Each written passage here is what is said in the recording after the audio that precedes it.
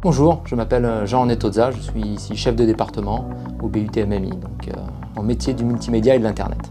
Alors c'est une formation pluridisciplinaire, donc on voit un peu tout ce qui est technique graphique, technique programmation, tout ce qui est technique de communication, événementiel, même de l'audiovisuel.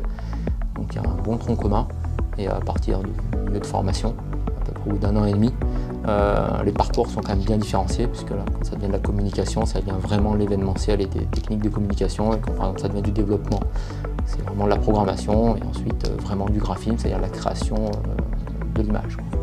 On est assez exigeant, donc nous recrutons assez sévèrement, on a beaucoup de dossiers. Donc,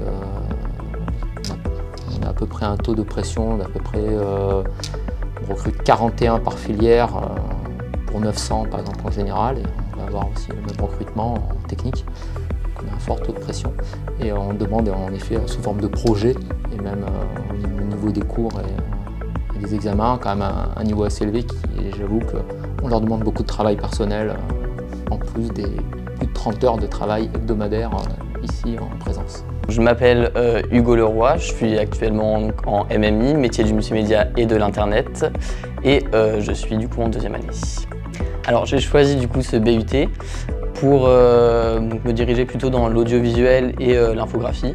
Mais comme j'étais aussi intéressé par tout ce qui est informatique et que il y a une grande partie d'informatique dans ce BUT, j'ai voulu me diriger vers ce cursus. Dans le BUT MMI, on a donc 3 parties. On a donc les CM, les cours magistraux en amphi.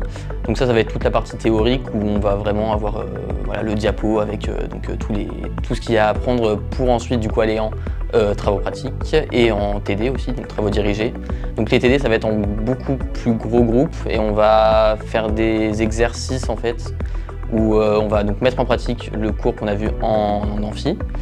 Et après les TP ça va être vraiment que de la pratique, c'est-à-dire qu'on va vraiment se focaliser surtout sur les projets.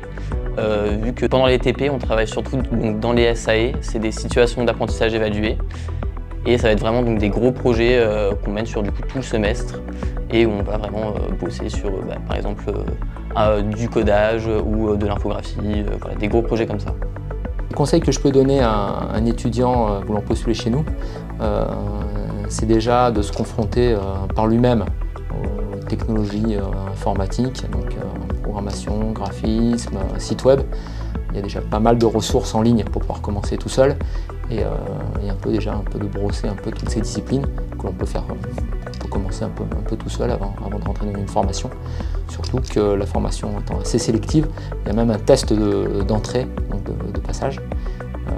C'est un QCM, donc ce genre de questions techniques en font partie. Si on fait tout en fait, tous les cours, qu'on suit bien les cours, qu'on prend bien des notes, qu'on suit après dans les projets, en soi ça c'est pas non plus super compliqué, c'est beaucoup de travail personnel en autonomie, dans les projets, etc. Mais c'est pas forcément difficile. C'est qu'il faut beaucoup se motiver et du coup beaucoup travailler.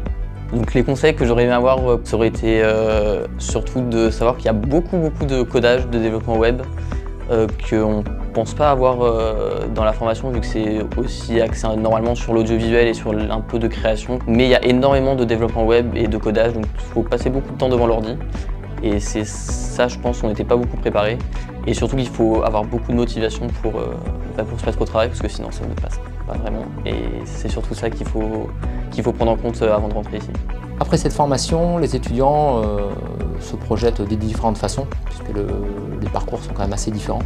Donc on en retrouve quand même pas mal. Le plus commun, c'est d'avoir dans des petites structures. Donc, aussi bien en développement qu'en communication, gestion clientèle ou graphiste. Et en même temps, pouvoir faire tout ce qui est communication sur les réseaux sociaux et aussi gestion client-fournisseur. C'est-à-dire qu'on reste quand même un peu plus pluridisciplinaire à la fin. Donc ce sont des petites PME, la plupart du temps, qui recrutent nos étudiants pour un secteur finalement qui n'est pas très précis parce qu'on va leur demander quand même justement de pouvoir avoir des connaissances et pouvoir élargir un peu leur spectre de travail dans des entreprises qui ne peuvent pas se permettre d'avoir juste un agent de communication et rien d'autre.